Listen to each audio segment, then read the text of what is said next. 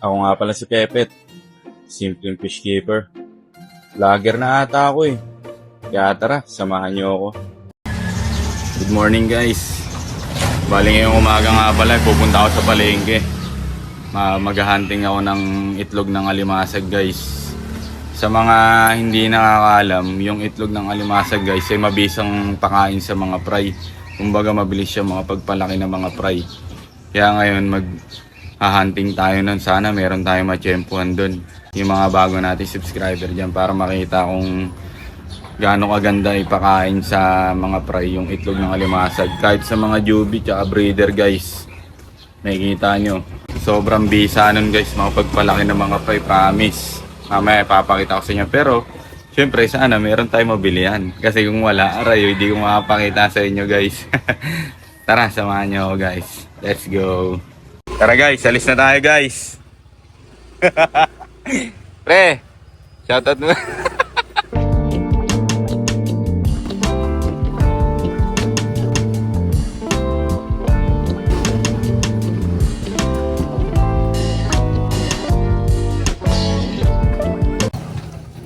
Paganyan lang ko. May naispatan tayo dito, itlog ng alimasag. May pagkain yung mga fry kong ngayon. Guys, dami na ito. 5-4. Tapos to, madami. Ako ma'am. Oh, yun na lang. Uy, quality. Wala ako. Magkano nga ulit dito kaya? Ayan. Kano po? 360. 360, isang kilo. Guys, 360, isang kilo. Hindi na lang. Yan guys, hindi natin kailangan yung alimasag. Itlog lang kailangan natin dito. Ano po? Solid. Ilang piraso ka pa? Ilang piraso?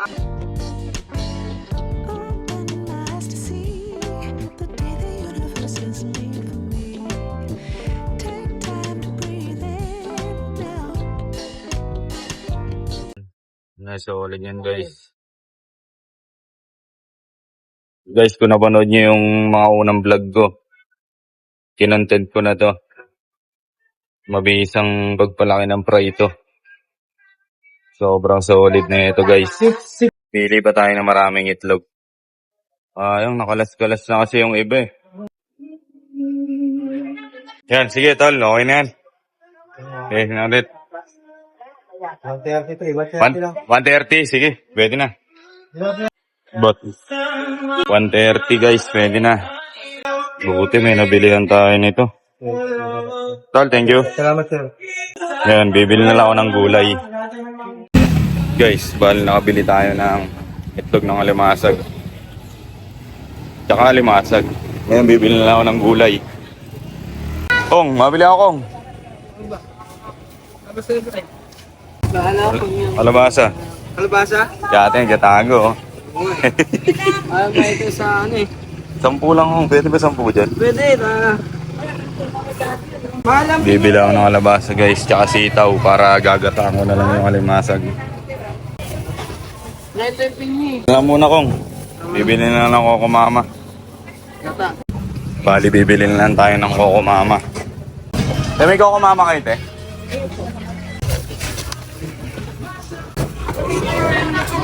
Boss Gorn.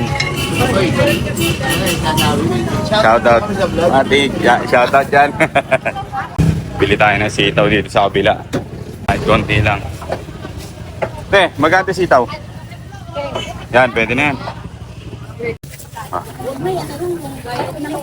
Thank you. Guys, all goods na guys. Kompleto na yung pangulam natin. Tapos meron pang pagkain yung mga fry ko. Ayan o, itlog ng alimasag. Sobrang solid yan guys. Mabilis makapagpalaki ng fry yan. Mamaya papakita ko sa inyo, papakain natin. Tingnan nyo kung gaano kabilis kumain ng itlog ng alimasag yung mga fry. Tara, uwi na tayo.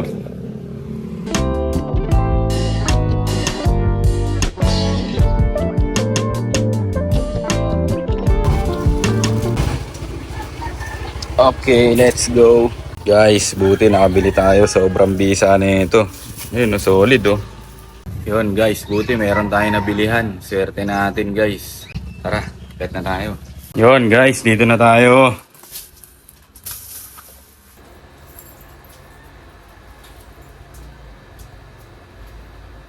alisin natin yung itlog. Alisin natin yung itlog ng alimasag dito sa may mismong alimasag. Bale, ang ginagawa ko lang dyan, guys. Ito. Yan lang yan. Tapos alisin ko lang yung goma. Sayang kasi, ayan, nagkalat yung mga itlog niya. Ayan, ang daming itlog, oh. Ayan, oh. Yung guys, so sayang yan, guys. Kinakain ng mga paray yan. Kaya ang ginagawa ko, hindi ko yan babanlawan ng tubig, guys. Kasi hindi naman to dapat banlawan ng tubig. Yung iba kasi hinuhugasan pa ata nila. Sa akin, hindi ko na yun hinuhugasan, guys. Direkta pakain yan kasi yun yung gusto nila, yung malansa. Amoy malansa, guys. Yan. Bale, ito, guys. Yan. Gaganito ko lang yan. Hawiin natin yan ng ganyan. Yan. Yan. Hawiin nyo lang ng ganyan. Tapos, gugupitin to.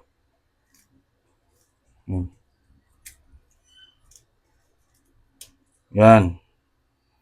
Ito. Yan na. Ito na yun, guys. Walang hugas-hugas yan, guys. Kahit ito, guys, pwede nyo irekta ihulog dun sa tank ng mga fry nyo. Hindi mo kailangan hugasan yan, guys. Sobrang bisa yan. Ito na. Tapos, guys, ito. Kung makikita nyo, huhugasan ko yan mamaya para maagos dun mamaya. Kasi, ang dami niyang nakalat na mga egg. Sayang yan, guys. Kakainin ng fry yan. Tapos, ganun din gagawin natin sa iba. Siyempre, nakakapanghinayang yan, guys. Sama sa binili natin yan. Ayan, o. Diba? Kung pwede nga lang bilhin. Dati, guys, nakakabili ako. Itlog ng alimasag lang. Kumbaga, ganito lang. Ngayon kasi, hindi na pwede. Kasi masisira daw talaga yung crab. Kumbaga, parang mabilis siyang babaho. Tsaka mabubulok. Yan, o. Solid, o. Solid. Solid yan, guys. Buti nga ngayon may nabilihan ako eh. Yan, oh. At least kayo, pag pumunta kayong palengke, may natsyempohan din kayo nagtitinda, edi pwede nyo rin siyang gawin, guys. Yan, oh. Oh, sobrang bisa niya, no? Dami. Pero guys, kahit anong crab naman pwede. Halimbawa, alimango. May nakita kayong nagtinda ng alimango, tas merong mga itlog. Pwede rin yun, guys. Basta anong itlog, kinakain nila yan, promise. Yung iba nga, mud crab yung gamit eh. Yung mga nasa probinsya. Sa probinsya kasi talaga, guys, marami na ito. Siyempre dito, nasa Metro Manila tayo, kaya pahirapan tayo makahanap nito eh. Sa palengke lang eh.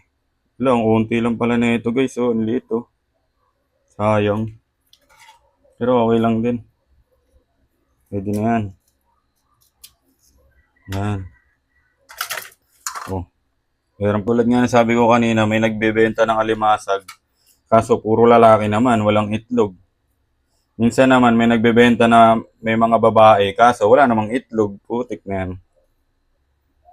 Oh, ha? All goods na, guys. Kali ito, kasalain natin siya ng ng net, BBS net para masala natin. Ito pa, pati kamay ko meron, no.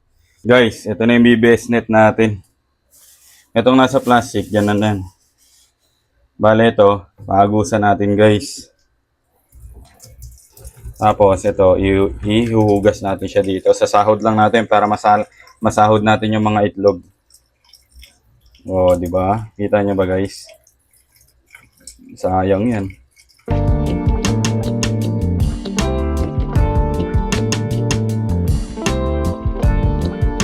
Ang dami pa niyan, guys, oh. Di ba? Yan, oh. Oh. Tara, guys, samahan nyo ako. Papakain na natin para mapakita ko sa inyo.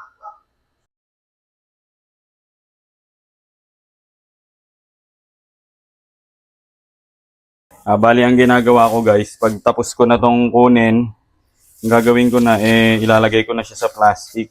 Kasi, guys, hindi ko naman ito mapapaubos lahat dun sa mga fry ko. Ang tank lang ng fry ko, halos 4 yata, tapos puro grow out na yung iba.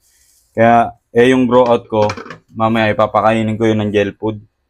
Bali, ito, sa mga fry na, pwede ito, guys, ha, sa mga day 2, day 1 to day 1, day 2, pwede nyo nang bigyan yung mga fry nito kasi maliliit lang to, guys, sobrang liliit lang nito. Tutuka-tukain na nila to. Kahit hanggang Juby guys, pwede kayo magpakain nito kung meron pa kayo mabibilihan. Eh ako kasi, talagang sobrang hirap dito makahanap dito guys sa Quezon City. Guys, lalagay ko lang yan dito sa plastic. Kasi guys, eto, hindi ito masisira hanggat ilalagay nyo lang sa freezer. Halimbawa, pwede kayo mag-stock na ito. Kunyari, may nabili kayo. Kahit kakapakain nyo lang. Sige, bilhin nyo lang, stock nyo lang. Basta lalagay nyo lang siya sa freezer guys. Doon nyo lang siya i-store. Hindi ito masisira. Tapos pag ipapakain nyo na ulit, kahit hindi nyo na pwede nyo i-defrost naman siguro. Konti, defrost nyo muna pag medyo malambot na. Tsaka nyo ihulog sa tank ng fry. Ako, ganun lang naman ginagawa ko eh. Tara guys, pakain na natin to. Papakita ko sa inyo kung paano to pag-agaw-agawan ng mga fry. Tara! Yan, ito guys oh. Hindi ko na hinugasan yan guys ha. Kasi pag hinugasan nyo yan, matatanggal yung mga itlog. Ito, rekta pakain to guys. Hindi nyo na kailangan tong hugasan. Yan nyo ha. Yan nyo kung gaano nila pag-agaw-agawan yan guys. Kita nyo ba? Sobrang solid niyan, promise. Ang bilis makapagpalaki ng mga fry niyan guys. Yung mga iba kong breeder dito, kaya ang bilis lumaki kasi halos yan ang pinapakain ko noon. Kaso netong mga nakaraang araw kasi guys, halos di na ako makahanap ng mga itlog ng alimasag. Sobrang hirap kasi talaga guys. Siguro sa panahon din, siguro yung mga ibang mga mangingisda na taga dito, hirap silang makahanap niyan. Yan o, tignan nyo. Grabe o. Diba? Tuka-tuka sila dyan. Baka nga hindi abuti ng tanghali yan eh. Anong oras pa lang eh, maaga pa guys. Hindi pa abuti ng tanghali yan, ubos na yan eh. Yan nyo naman, solid yan o. Yan guys, bibigyan din natin yan. 1 week pa lang yan eh. Bibigyan natin yan. Maliit lang muna nilagay ko para makita nyo. Yan.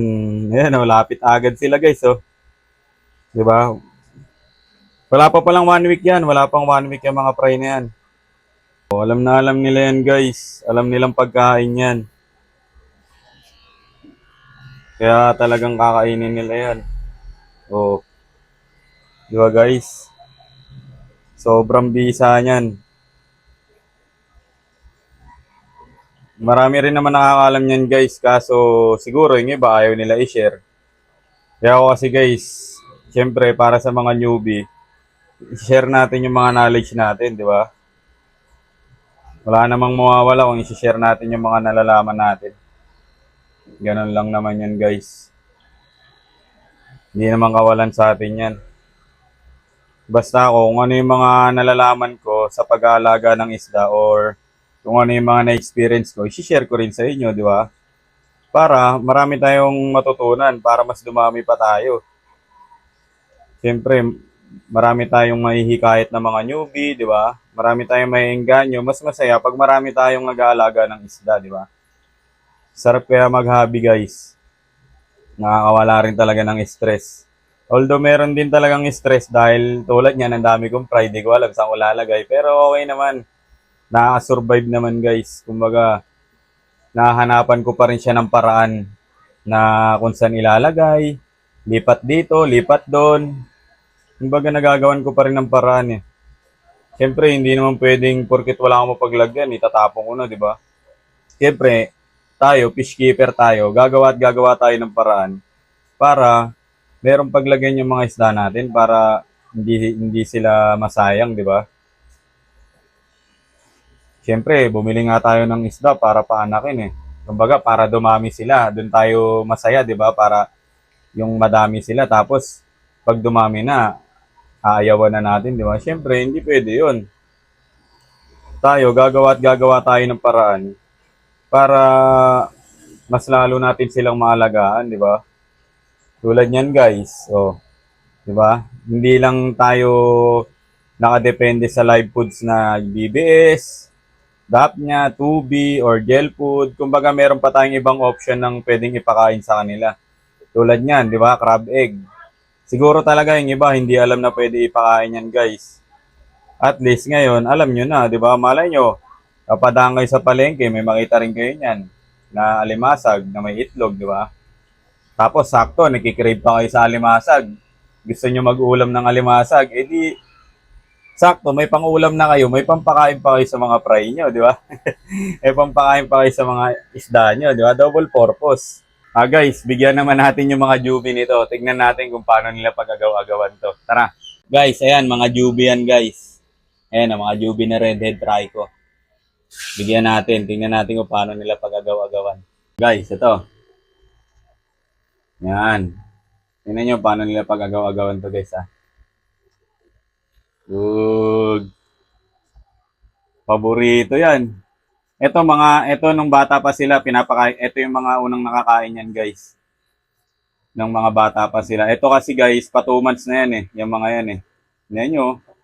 Di ba, guys? Paborito nila yan eh. Siguro nagtataka sila, no? Sabi siguro nila, hindi na tayo pinapakain ni Master ng itlog ng alimasag Nakalimutan na ata tayo O ngayon makakain na ulit kayo. Grabe Mabilis makapagpalaki yan, guys. Tsaka mataas din sa protein yan.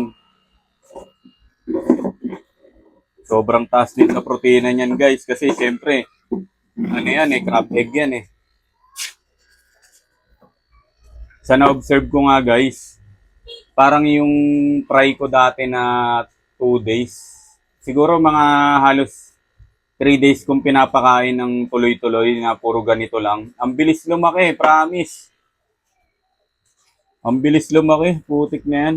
Kaso, yun nga lang talaga, hanggang dun lang ako kasi nga, syempre, mahirap nga naman talagang makahanap, mahirap bumili. Hindi naman lagi talagang merong kang mabibilihan na ganito. Ang nakikita ko lang, nakakaingit yung sa mga tropa, guys, sa probinsya. Talagang meron silang nabibilihan nito, yung mga lalo yung malalapit sa dagat. Alam ko sa dagat kasi ito nakukuha eh. Yung mga malalapit sa dagat, guys, nakakabili sila nito ng maramihan. Huwag kayong mag-alala, guys, kung babaho man yung tubig nyo. And guys, pag kunyari may natira patas kinuha nyo, talagang mabaho yan, guys. Ako na nagsasabi sa inyo. Talagang mabaho yan. Pag inamoy nyo, mabaho talaga siya, malansa. Yun naman, siyempre, hindi naman kayo ang kakain eh. Yung isda naman eh, di ba? Hindi naman porket mabaho eh, bawal na sa isda, di ba? Siyempre, sa kanila, yung sobrang lansa, guys, yan ang gustong-gusto nila. Kumbaga, pag naamoy nila yan, lalapitan agad nila yan. Yan ang gustong-gusto talaga nilang kainin. Ang gagawin nyo lang, yun nga yung sinabi ko sa inyo, guys, ang gagawin nyo pag may natira, kunin nyo lang, tapos banlawan nyo lang ng tubig konti. Basta yung hindi matatanggal yung mga itlog. Tapos, lagay nyo lang ulit sa rep. Kinabukasan, i-defrost nyo lang, di ba yun, nasa plastic siya, ilagay nyo lang yung plastic sa tubig para ma-defrost. Tapos, pwede nyo na ulit ipakain hanggang sa maubos nila, guys. Ako guys, pag may natira dyan, di ko tinatapon. Kukunin ko lang yun, tapos, ko ulit, ihugasan, lagay ko sa rep, pakain ko ulit sa kanilang inabukasan. Kasi sayang yan, guys eh. Siyempre, magkano rin bili natin dyan? Hindi naman tayo tumatay ng pera. Guys, nakita niyo naman kung gaano kabisa yung itlog ng alimasag, di ba? O crab egg. Sabi sa inyo eh, mabisa ipakain sa mga fry yun. Fry jubi kahit sa breeder, pwede yun, guys. Kung marami kayong stock, pwede. Ako kasi, kukunti lang yung nabili ko, kaya sa fry ko na lang siya ipapakain. Siyempre, sayang naman, di ba?